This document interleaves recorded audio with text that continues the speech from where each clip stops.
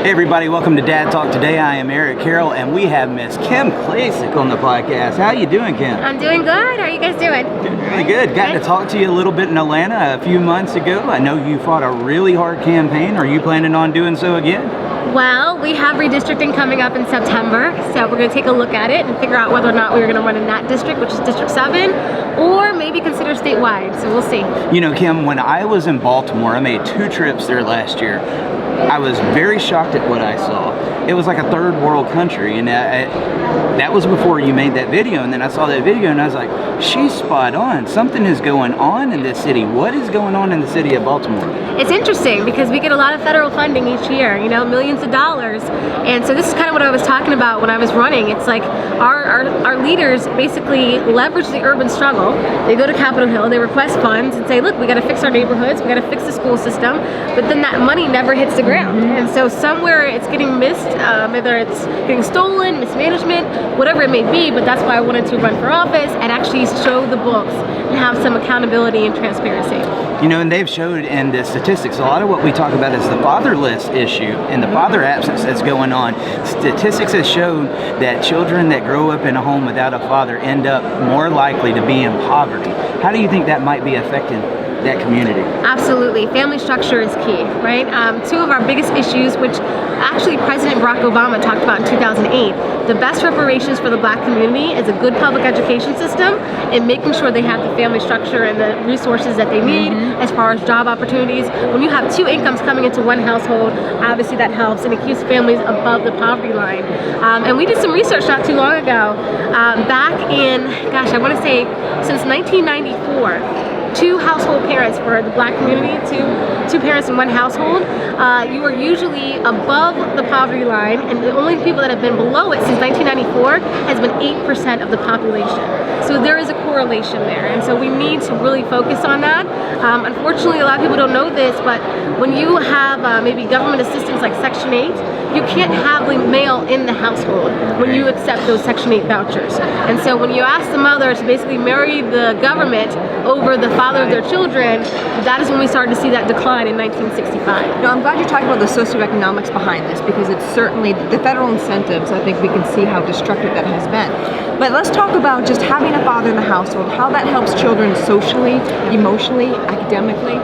Yeah, no, absolutely. I mean, fathers usually in a household are the disciplinarians, right?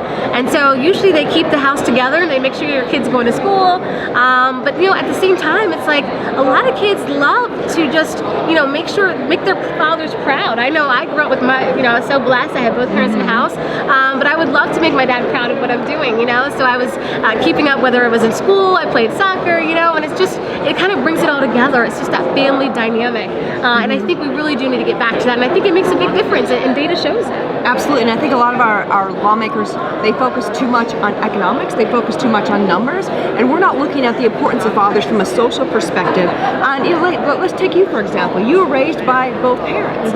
You're confident, clearly. You could tell that from the video you made. I was like, no, this is a confident woman right here. Walking down the streets of Baltimore in high heels. Come on. Right, you know. So that there's so much that fathers, that intact families have to bring to the table that our lawmakers need to acknowledge that. It's not always about money. No, it's not always about money, and that is, you're so right about that. It is, confidence is huge. That's why I started my nonprofit 8 years ago, Potential Me. We would get women dressed and get them off to work and job interviews, and we had a 100% success rate because it was all about the confidence level. You know, when we took these women to go shopping and get their new wardrobe, you know, their confidence was, you know, to a level where they went into that job interview and they nailed it every single time because they felt good about themselves. And so that's where it comes into play when you have, like I said, both parents, you have that family dynamic, and just, you know, it's necessary. It is. You know, and I got to interview a lot of the candidates a couple of months ago up there in Baltimore. Tim Fazenbaker, Eugene Boyka, Giovanni Patterson, friends with all of those guys. There was something that really struck me, Kim. We was in the middle of Baltimore, and I'm interviewing the Republican candidates. 9 out of 10 of the ones that I was interviewing was black. And about that time, Black Lives Matter started coming up, and it was all white teenagers. Giovanni looked at me and he was like, here comes these white boys telling me that my life matters. What is going on with the identity politics in this country? I have no idea. It's interesting because Marcus, my field director, he sent me a video the other night. A Black Lives Matter group was out out saying F the police basically the other night. It was a group of white kids dressed in black. And so he stops the car and he rolls down the window and says, why don't you guys take that to West Baltimore? Because they were like in this nice neighborhood of Canton. And they were like, no, we're good here. We're good out here. Right. They're like, oh, you won't take that to the hood, right? But it's interesting to me, you know, we know what's important to us. We need the police, okay? A police presence helps us in the black community. Yes. We need it. We have a lot of senior citizens in these areas where they look for the police even when they're walking out their front door because it is so bad in some of these neighborhoods. So I don't know why they do these things. You know, it's a good way for them to distract. I know there's an agenda to try to take down police officers for some unknown reason.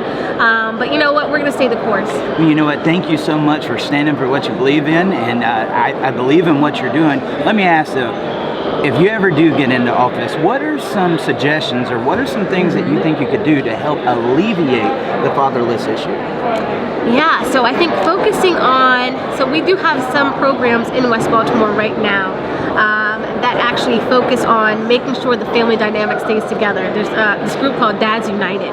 And they really, they take their kids out, they go into sporting events or whatever it is, even just playing baseball with their own kids. But you know what, talking to some of those groups and asking them what would make it easier even for the fathers, you know, to whatever they need to do to be there more often, or if they're at work most of the time but they want to do, you know what I mean? Is there a way that we can kind of work together? And I think that's a great question for those black dads that are always involved. Right. And there's a lot of them that are, you know, going to their friends and saying, hey, look, I know you might not be expecting this child at this time, but it always works out. You can make it work, you know, and that's kind of what that group focuses on. And so whatever we can do to support them, I'm all about it. Well, you know, we've been traveling the country trying to get something what's called shared parenting passed, and a couple of states, Kentucky adopted it. Domestic violence went down like 30% in the first year that this was into effect. And what it says, if both parents are fit, willing, and able, no hang-ups, that mom and dad would be created equal upon divorce. Now, we would like it if divorce didn't happen, right? Over half of our marriages are ending in a divorce. But if it does, that dad would have equal custody to mom, and it would produce a more conducive environment for co-parenting. How would you feel about some legislation like that? That would be great. That would be great. I know there are a lot of dads, you know, no matter their race, that talk about that the court system is more fair, it seems, to the mom, you know, and so there are a lot of dads, I think, that are dealing with that. You know, there's a lot of dads, sometimes they get down on their luck, and sometimes something does happen where they're trying to pay child support. Imagine going through this pandemic and missing child support payments, and then all of a sudden you can't see your kid, or then all of a sudden they're, you know, docking your paycheck when you finally get one. I mean, there's a lot of hoops to jump through that I think we can eliminate some of those hoops, and that sounds like a way to do it. That sounds good. Kim, thank you so much for talking with us. Tell everybody where they can keep up with you. Yeah, so I'm on Twitter, Kim K Baltimore, Instagram, and Facebook is Kimberly Klacik, and right now we're running a PAC called redrenaissance.com, where we're going to be helping minority candidates across the country. Absolutely. Thank you so much for coming to Dad Talk. Everybody stick around. We'll be right back.